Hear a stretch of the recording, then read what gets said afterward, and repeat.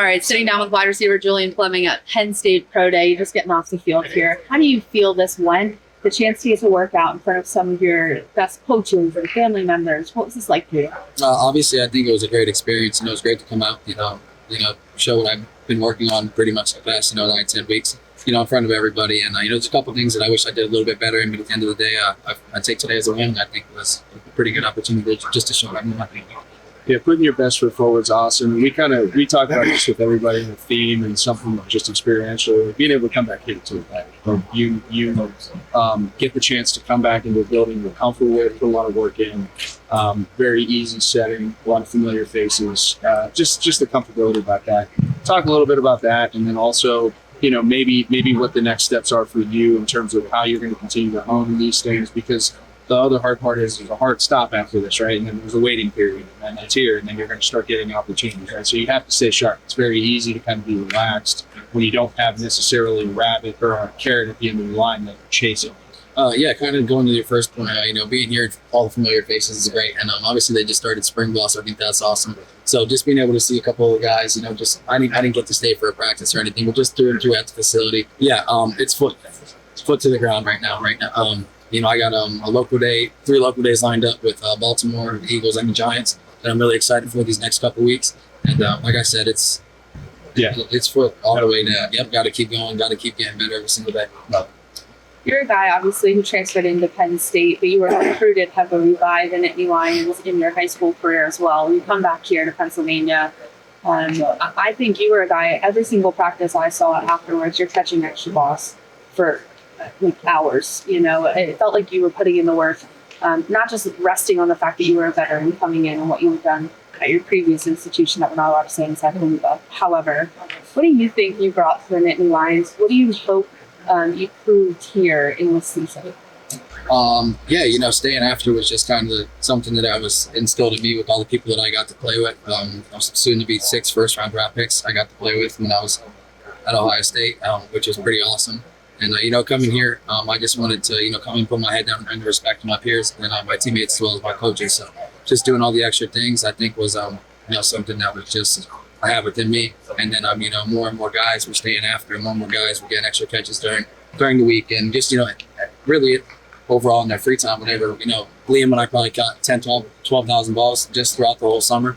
So I think that was a really, really cool milestone for us. And, I hope that stays with the whole entire group. You can never get too many catches just working on eye training, working on that hand eye, and, catch and tuck. So I think it's really important. I hope that's something that, sticks with the program. What's interesting about that is you get so many people now, like that approach is, I think, so new.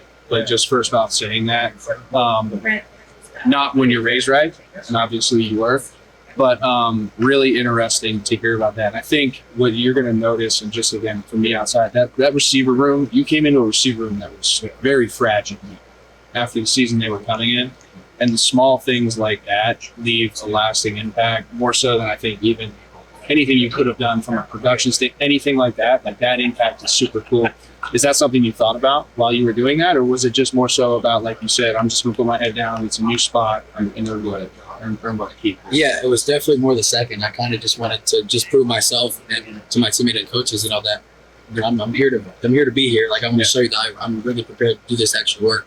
And like I said, everyone just kept coming along. It was awesome. Like I said, I hope that stays within everybody. And I also hope I showed them, you can overcome some drops in the game, because I'll tell you right now, that USC one sits in the back of my head forever. I dropped a hitch, like an easy hitch, and I dropped because I didn't look at the ball. Like I said, you got really great hands and you have okay eyes, or just a good catcher at the end of the day. So your eyes and hands got to work together, and they didn't on that play. And then coming back, in that fourth quarter and making those 2 catches, those are end up probably being the highlight of my career.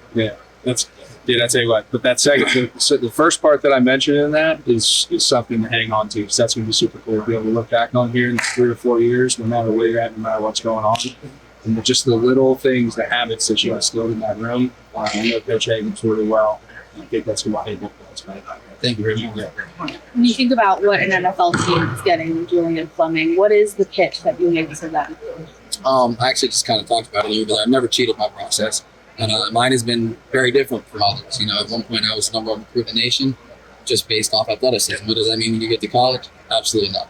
So for me, I got to college. I was a little bit underdeveloped as a as a receiver, I was just a raw athlete. I had to go off to the side and work separately from some of the guys, just footwork, techniques, and things of that nature. And I sat my first 2 years. I had one start in the Big Ten championship game, and then my other start was in the Rose Bowl game the next year. One because Chris Olave got COVID and for the Big Ten championship, and the second was as Garrett Wilson opted out of the Rose Bowl game, and Chris opted out of the Rose Bowl game. So those were like the only 2 starts I had. And then coming into my junior year, I had already had both of my shoulders fixed, and I came into my junior year really excited. Starting the whole camp and everything. And the Thursday before the game, I popped my hip flexor. So then I had to sit out the first 2 games of that, and then coming back, I proved a lot to myself that junior year. I played with a not good hip the whole entire season, and I still. It's kind of tough to play with shoe. Yeah, it was really, really not fun. But I was just taking a bunch of stuff that would get me through the game, and that was ended up being my best season of my career. And losing to Georgia and right for the national championship on that field goal was tough.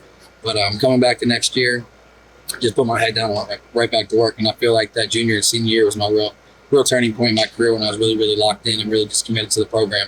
And then continuing that even in the coming year, it didn't always go my way. I made it through the whole season. I missed one game with the little hammy pull, but there's some games, I'm a receiver, everyone wants 8 targets and 150 yards a game. And sometimes the game doesn't go that way. So just being able to stay the course and, committed to the process, just trusting your coaches. Yeah, fighting through adversity, and you have a pretty locked down process. So we wish you the best of luck on into the NFL. Thank you so much.